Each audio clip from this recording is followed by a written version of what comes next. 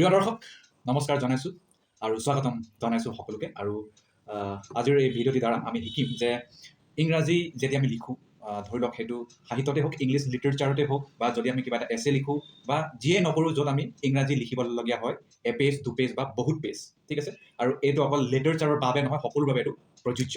যদি কোনোবাই যদি থেচিছো লিখে, PhD থেচিছ, MPhil থেচিছো লিখে, ছেমিনাৰ পেপাৰ লিখে, বা BA MA এক্সাম দিছে, তো তাতো এইটো বহুত ব্যৱহাৰ হয়। তাক কয় transitional words, okay, passage transition words. এতিয়া পেছেজ ট্ৰানজিশ্যনেল ৱৰ্ডছবোৰ কি তাৰ বিষয়ে মই চমুকৈ কৈ দিম। এতিয়া পেছেজ যেতিয়া আমি লিখোঁ, পেছেজত প্ৰায় 3 লাইন 4 লাইন থাকে বুলি আমি গম পাওঁ। ধৰি লোৱা হ'ল যে আমি লিখিলোঁ মহাত্মা গান্ধীৰ বিষয়ে, যে Mahatma Gandhi was a great man, he was the father of nation and he had fought against the British.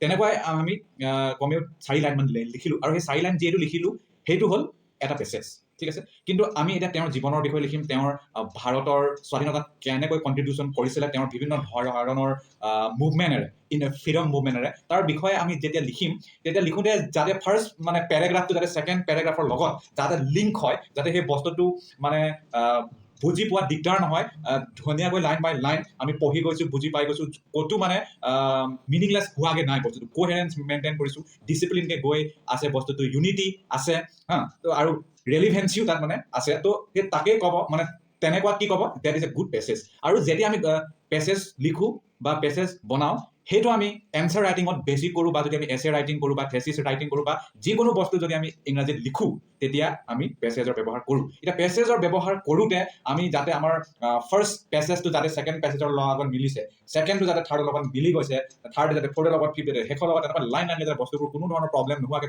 Confuse নোহোৱাকৈ যাতে একেবাৰে ধুনীয়াকৈ যাতে মানে শেষৰলৈকে যাতে আমি সেই ব্যক্তিৰ মানে যোন ব্যক্তিজনে সেই বস্তু পঢ়িছে, তেওঁ যাতে মানে পঢ়ি থাকে, আৰু মানে তেওঁ মানে আগতে ইয়াত কৈছিলে, এইটো ইয়াত এতিয়া এনেকৈ কৈছিলে, সেই লিংকটো যাতে তেওঁ পাই গৈ থাকে। বহুতে আকৌ সেইটো তেওঁলোকে নকৰে।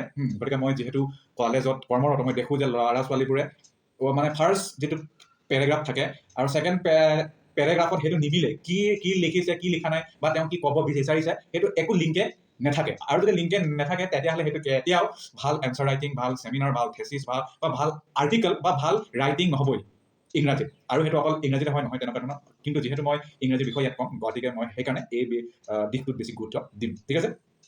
তো ট্ৰানজিশ্যনেল ৱৰ্ডৰ বিষয়ে মই ক'লোঁ। ট্ৰানজিশ্যনেল ৱৰ্ডছ আচলতে 200তকৈ অধিক আছে ইংৰাজীত, ঠিক আছে। এতিয়া ট্ৰানজিশ্যনেল ৱৰ্ড ধৰি লোৱা কেনেকৈ হয়, মই উদাহৰণ এটা দিম, যে Ram was a good boy, Ram work in a college, Ram had 3 friends, Ram went to town, Ram was a very happy boy.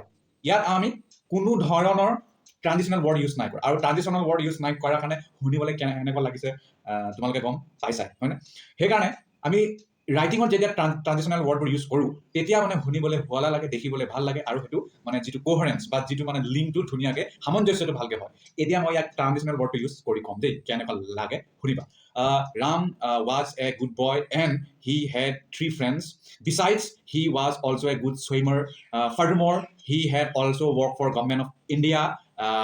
Eventually, he had resigned his job due to his own personal issues. হয়, তো ইয়াত মই যিটো এণ্ড ইউজ কৰিলোঁ, beside use কৰিলোঁ, eventually use কৰিলোঁ, তাৰপিছত মৰ'ভাৰ, ফাৰ্ডাৰম'ৰ, এনেকুৱা ধৰণৰ মই যিবোৰ বস্তু ইউজ কৰিলোঁ, সেইবোৰকে ক'ব ট্ৰানজিশ্যনেল ৱৰ্ডছ। আৰু এই ৱৰ্ডবোৰ বহুতে খুব কম ব্যৱহাৰ কৰে। মই যদি কলেজৰ ছাত্ৰ ছাত্ৰীৰ কথা কওঁ, আৰু মই এইবাৰো বহি চেক কৰিছোঁ, মই তাতো দেখিছোঁ যে এইবোৰ ইউজে নকৰে। আৰু যদি এইবোৰ ইউজ নকৰে, তেতিয়াহ'লে সেইটো মানে যিটো লেখনিটো ভাল নাই হোৱা, বা এনচাৰ ৰাইটিংটো ভাল নাই, হয়। গতিকে আমি সেইটো আঁতৰাব লাগিব। আঁতৰাবলৈ হ'লে আমি ট্ৰানজিশ্যনেল ৱৰ্ডছবোৰ ভৰাব লাগিব, ঠিক আছে। এতিয়া কেনেকৈ মানে কিছুমান মই মেইনহে ক'ম ইয়াত, এনেতো বহুত আছে ট্ৰানজিশ্যনেল ৱৰ্ড ইংৰাজীত, কমেও মানে 200টাতকৈ বেছি আছে। সেইটো তোমালোকে গুগলত যদি মাৰি দিয়া যে list of transitional words in English, সেইটো যদি তোমালোকে চোৱা, 200 এনেকুৱা পাই যাবা, আৰু সেইটো মুখস্থ কৰি ল'বা বা মনত থবা, আৰু যোনটো তোমাৰ এনচাৰ ৰাইটিঙত ৰেলিভেণ্ট হয়, যোনটো তোমাৰ মানে খাপ খায়, এই খাপ খোৱাটোহে লিখিবা। এই জবৰদস্তিকে খাপ নোখোৱাকৈ তাত আকৌ ভৰাই নিদিবা, ঠিক আছে। তেতিয়া তোমাৰ ধুনীয়া হ'ব, লেখনিটো খুব ভাল হ'ব, আৰু যোনে এনচাৰ ৰাইটিং চেক কৰিব বা যোনে পঢ়িব তেওঁ খুব ভাল পাব, কাৰণ সেইটো লিংকটো বহি গৈ আছে, ঠিক আছে।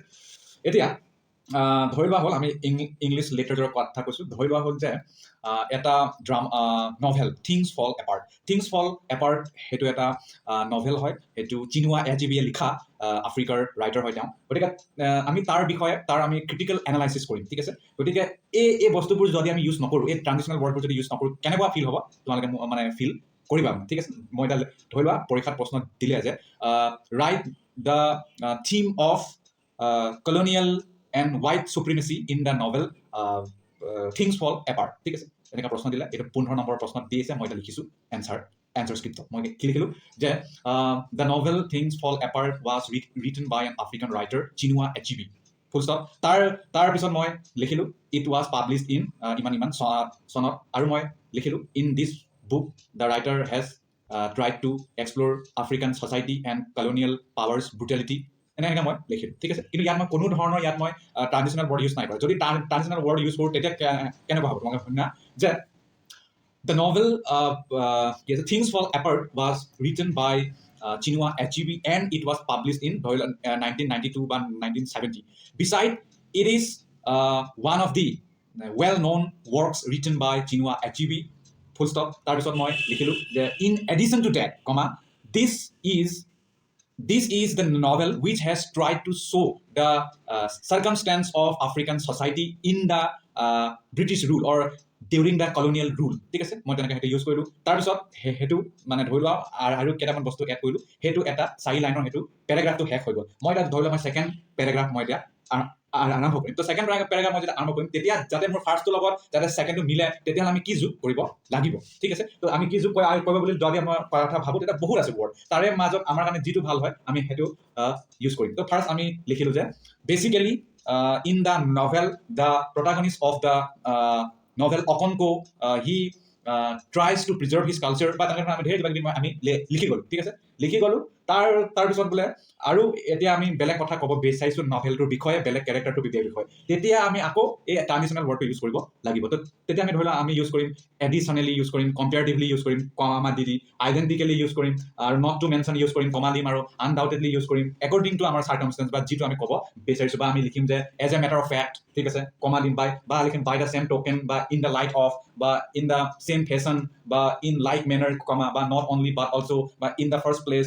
আমি মানে আগত যদি ইউজ কৰিলোঁ আমি সেইটো ৰিপিট নকৰোঁ। ধৰি লোৱা আমি মৰ'ভাৰ ইউজ কৰিলোঁ বা আমি বিচাইড ইউজ কৰিলোঁ, আমি তাৰ আকৌ বাৰে ইউজ নকৰোঁ। বা যদি আমি ইউজ কৰোঁ তেতিয়াহ'লে সেইটো মানে দ্য এক্সামিনাৰ উইল গেট ব'ৰ্ড, আৰু তেতিয়া তেওঁ মানে মাৰ্ক দিবলৈ টান হ'ব, আৰু সেইটো মানে পঢ়িবলৈও একো হোৱা নহয়, কাৰণ তুমি চেম ৱৰ্ড ইউ আৰ ৰিপিটিং, ঠিক আছে? আৰু যদি আমি বেলেগ ট্ৰানজিশ্যনেল ৱৰ্ড ইউজ কৰিব বিচাৰোঁ একৰ্ডিং টু আমাৰ তাত আমি যিটো লিখিব বিচাৰিছোঁ, তেতিয়া আমি ইউজ কৰিব পাৰিম although, comma, instead, comma, whereas, comma, despite, comma, conversely, comma, otherwise, comma, however, comma, rather, comma, nevertheless, comma, nonetheless, comma, regardless, comma, notwithstanding, comma, but that as it may, comma, on the contrary, on the other hand, in contrast, in spite of, above all, in reality, after all, as much as, অসংখ্য আছে, unlike, কমা, আমাৰ মানে according to কিবা আমি যিটো ক'ব বিচাৰিছোঁ। তাৰপিছত যদি আমি পাৰ্পজ বা কণ্ডিশ্যন বা কজৰ লৈ যদি আমি উত্তৰ বা সেই চেণ্টেন্সটো বনাব বিচাৰোঁ, তেতিয়া আমি লিখিব পাৰোঁ provided that, given that, owing to, due to, in order to, in view of, lest, since, because of, whenever, unless, with this in mind, in the hope that, in the end that, তেনেকৈ আমি use কৰিব পাৰোঁ। আৰু আছে in other words, to put it differently, for one thing, as an illustration, notably,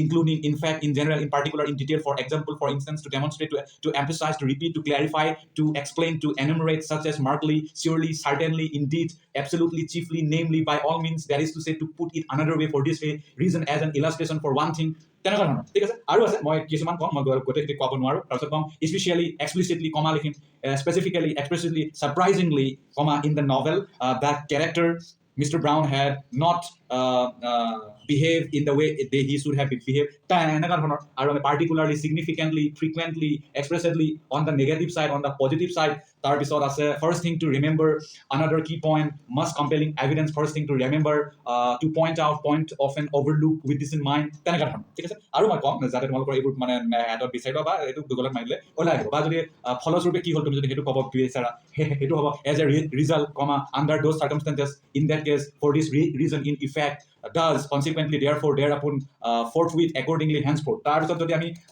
conclusion যদি দিব বিচাৰোঁ, যেতিয়া আমাৰ বোলে এনচাৰ ৰাইটিং কৰি হৈ গ'ল, কিন্তু শেষত আমি কিবা এটা লিখিব বিচাৰোঁ, তেতিয়া লিখিবা as can be seen, কমা, বা লিখিবা after all, by and large, in fact, in summary, in conclusion, in short, in brief, in essence, to summarize, কমা, মানে এইটো লিখাৰ পিছত কমা দিয়াটো মানে প্ৰায় নিশ্চিত হৈ থাকে, গতিকে চাই ল'বা। তাৰপিছত লিখিবা on balance, all together, overall, ordinarily, usually, obviously, ultimately, all in all, in either case, in any event, or on the whole, to sum up, by and large, comma, for the most part, as has been noted, mentioned in a word, given those points, comma, in the long run, as shown above, all things considered, in the final analysis, generally speaking, ঠিক আছে? এইবোৰ তাৰপিছত আৰু যদি তুমি time বোলে first পেৰাগ্ৰাফত প্ৰথমে কি হ'ল তাৰ বিষয়ে যদি লিখিব বিচাৰিছা, তাৰপিছত কি হ'ল, ছেকেণ্ডত কি হ'ল, থাৰ্ডত কি হ'ল, ফ'ৰ্থত কি হ'ল, তাৰ বিষয়ে যদি লিখিব বিচাৰা তেনেকৈ পাৰিবা। তেনেকৈ কি লিখিবা, একেবাৰে ফাৰ্ষ্টত তুমি লিখিব পাৰিবা যে ফাণ্ডামেণ্টেলি বুলি আৰম্ভ কৰিব পাৰা। তাৰপিছত বা এনেকৈ লিখিব পাৰা after, later, last, until, till, since, then, before, hence, since, when, once, about, next, now, by the time, whenever, until now, now that, straight away, forthwith, prior to, in time, during, further, meanwhile, eventually, whenever, henceforth, first, second,